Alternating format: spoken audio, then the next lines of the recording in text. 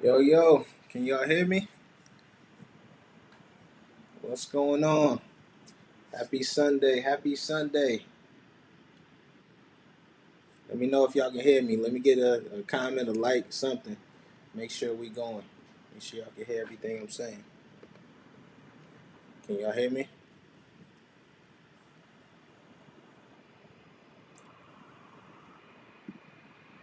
All right.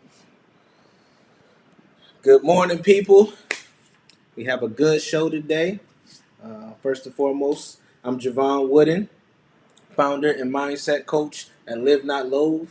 You can catch me on Facebook Live or YouTube every Sunday at noon Eastern for Self Empowerment Sundays, sharing my insight on ways to live a purposeful, fulfilling life.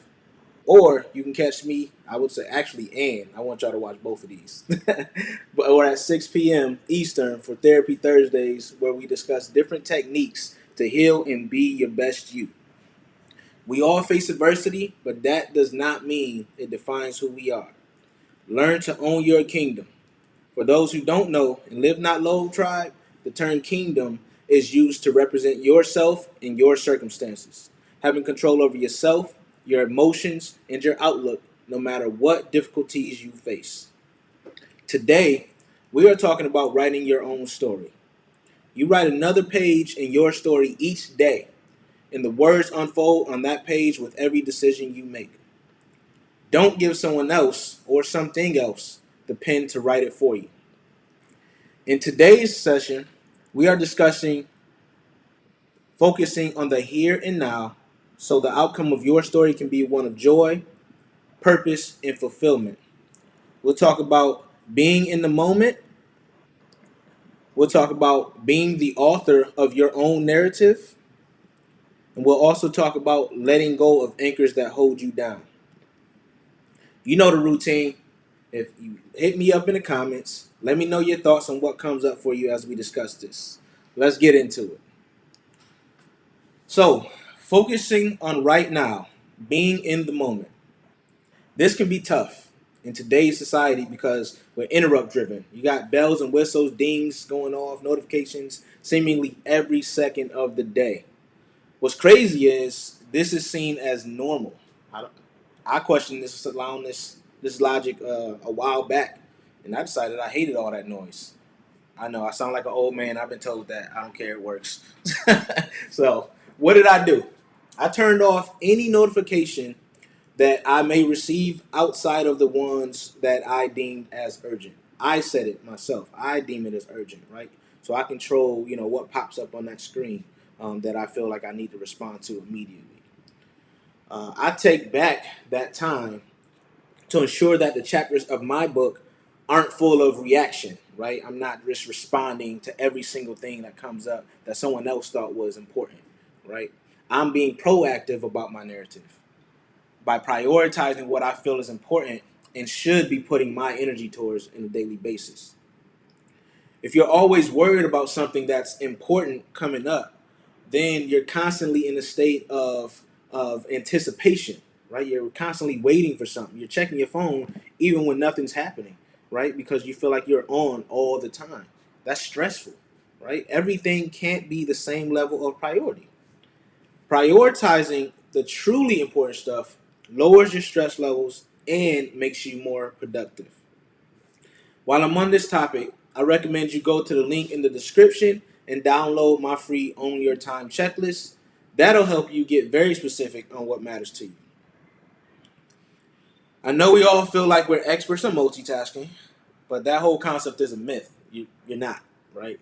I know a lot of people be like, oh, I can do multiple things, but what's really happening is you're switching back and forth between tasks. You're not really putting your full attention on anything, right? And what happens is, what studies show actually that multitasking reduces your productivity by at least 41% on average. That means you could have gotten both tasks done in the same time frame that you're still working on and switching back and forth. And it actually shows that it takes about 10 seconds to really get back focused on track, whatever you were paying attention to. So times that by however many times you switch, you're wasting hours, right? Let's call it what it is. You're wasting hours. And in a relationship sense, let's take it to this because this is really important. Communication is a lost art, and you could really take that time that you're multitasking when you're sitting at dinner with your significant other or your friend, whoever it is, and you're on your phone while you're trying to talk to them. You're not really giving them attention, right? And you could learn something new about them, learn how awesome they are, or you could actually support them and give them that full attention and make them feel special, right? Make them feel like you're there, present in the moment. So if that hits home for you, talk to me in the DM or put it in the comments. Let's work through that because I'm interested to see how everyone feels about that. If that's a sore spot for them. All right. So on Friday, I posted a video because something happened to me, and I feel like I'm talking about it now because I feel like it's relevant to earning my own story. My depression came on full force in the morning. I was really chilling. I have no idea why it happened, and there's really no rhyme or reason. I don't think, right? Scientifically, maybe hormones or something like that. I have no idea. But anyway, I started the day off happy. I didn't sleep particularly well, but that happens. We all have restless nights, and sometimes I struggle with that anyway. Um, but I got in a good workout. I did some reading, pretty much my normal routine, and I sat down. I was doing some work, probably maybe an hour or so in. It just hit me like I literally felt like I couldn't breathe. So I had to let my supervisor know, I wasn't feeling well. Side note before we continue, you notice I said my supervisor. I'm not one of those people that say, you need to quit your job to follow your passion. That's no. Keep using that in whatever your job is on a daily basis. Use that to fund your dream, right? To help that story along. You can grind for what you want while you're grinding for what you need to do. So back to what I was talking about. Um, Depression is a beast. I'm just gonna put it out there. If you don't struggle with depression or anxiety, any of these things, you may not fully understand the gravity of it. But it's a beast. It came over me, man, and literally just tears started streaming down my face for no apparent reason, right? But I get my help. The coach does get coached, and the coach does receive therapy, right? I'm a big proponent for it. So I knew what I needed to do. And I decided a few years ago that owning my own story is nothing's going to control that, right? Not mentally, not emotional, not physical ailments, nothing. Because my perception is so strong, and nothing. I'm not going to allow anything to turn it negative. Because I've trained my mind and I've trained my spirit. God and I have a pact. I told him I'm never going to give in to my demons. Because when it's all said and done, I'm coming home to him. Right? I have work to be done here on this earth. So every day I thank God when I open my eyes for giving me more time to make an impact. And I hope your stories include sharing your gifts in your own way to make your mark too.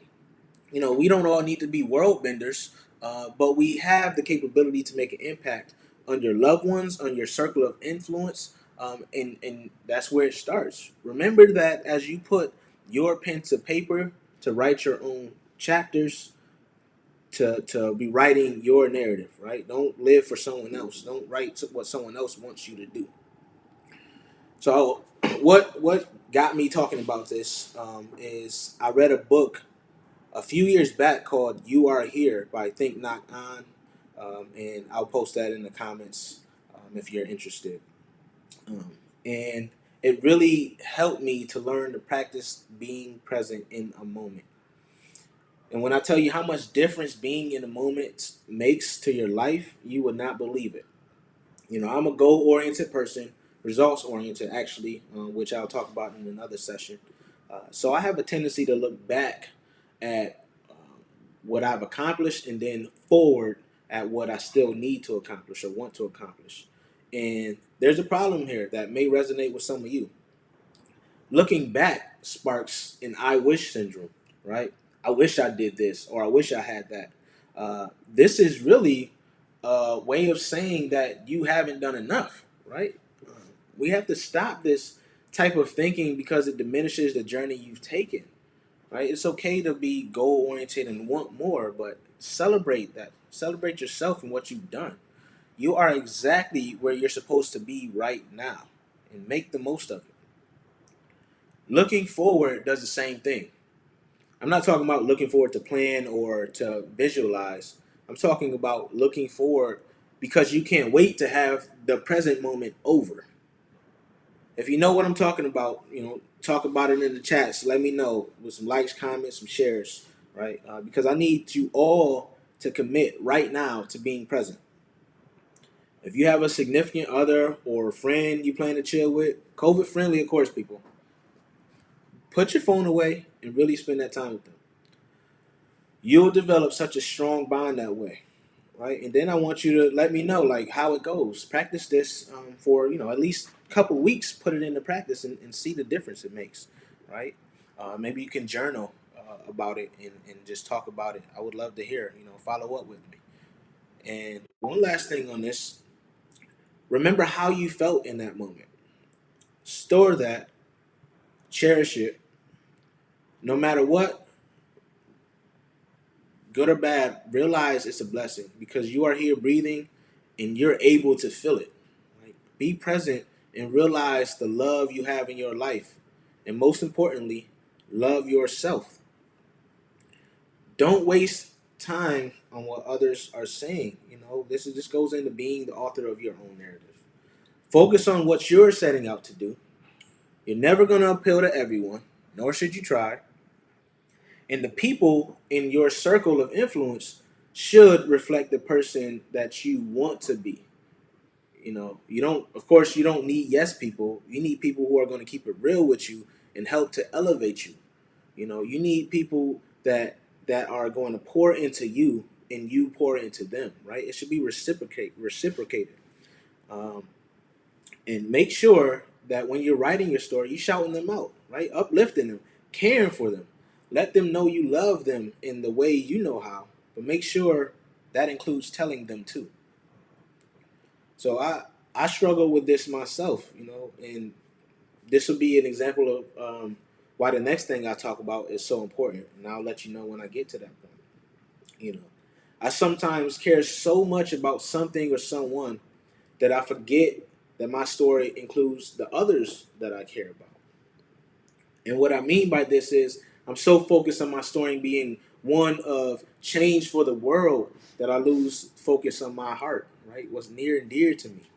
And I want you to learn from this that, and this is what I always say, my values equals my heart.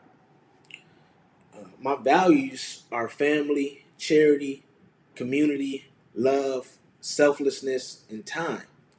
Come on now. I'm preaching today. I'm preaching today, y'all.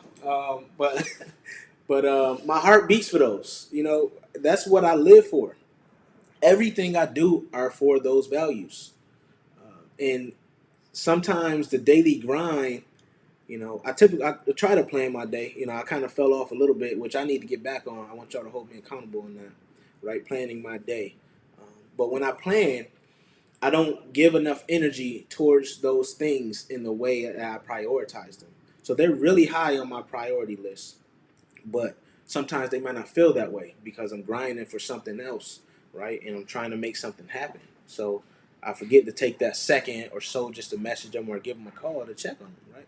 And this can go on for a week. People who know me, they know, like, you might not hear from me for a week, and I want to get better at that, right? So as I write my story, and my chapter continues to go without developing those characters who are so important to my story, I need to change that. I need to change their narrative, right, in my story.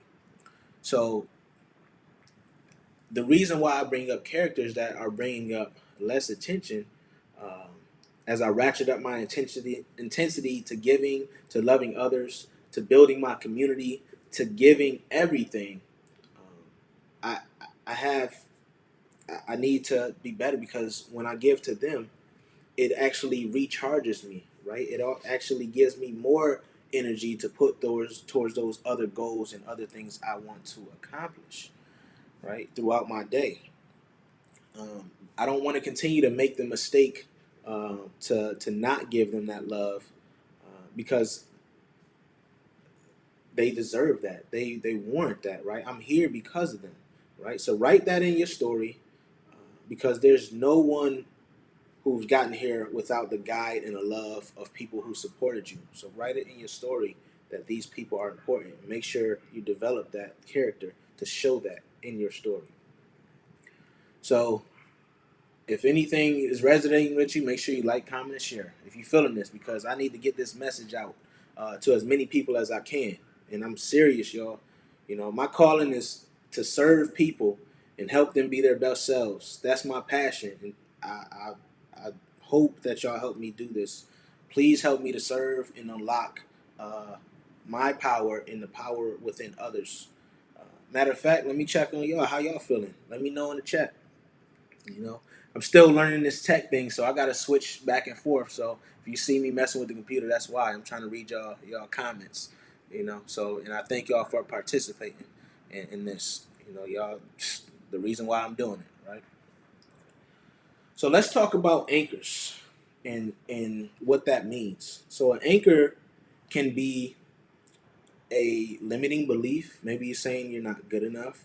Maybe you're saying you don't deserve whatever it is, or it could be a person, right? Maybe they're draining you. They're not really giving anything to you, right? They're just taking from you, taking your energy, taking the goodness within you, no, taking advantage of you.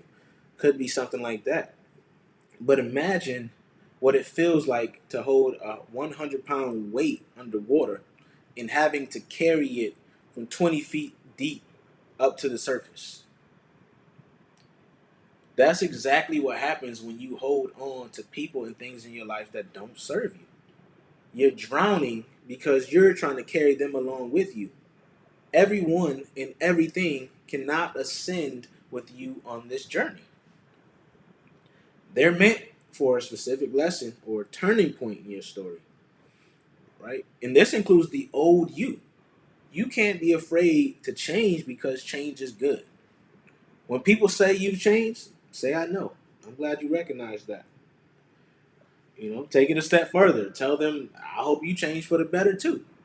You know, all too often we see changing as a bad thing when it should be such a beautiful thing. Change is an opportunity to grow, right?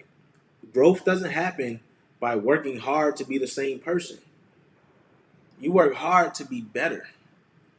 Don't worry about losing yourself on this journey because you're finding a better you. You need to shed that, right? If you think about a butterfly, you know, it comes this little thing that's crawling on the ground, right? Little caterpillar. But it goes in this cocoon for a while. And then out of that cocoon becomes this beautiful flying butterfly, right? You have to do that too. You can't be afraid to take a step back to work on you and then come out a better person. You don't got to tell everybody all your moves. Just do it. Just make it happen. Go through your metamorphosis. In order to do this, you have to embrace saying no to what doesn't serve your ascension. As you go up, let go of what holds you down. Now, I know some people, you know, as they go up, they feel guilty. Maybe you got a homie that you grew up with that's still doing the same thing from 10 years ago. If you want to help them, stop being a crutch. Give them the information that you've learned along the way and see what they do with that, right? If it's turned into knowledge, if it's not turned into knowledge, they aren't trying to grow with you, right? Information is something you know, but knowledge is something that's actionable. You apply knowledge. That's why they say knowledge is power. Unlock that power, right? Now, I want to take some time to walk you through an exercise. It's called the Wheel of Life. And I think this will be pretty helpful for you all. So, and if you're interested, you know, I can send it out to you. Just DM me your email or sign up on my website for this, and I can send it over to you. But I think you'll really enjoy this. So, first, let me take a break for some water, y'all.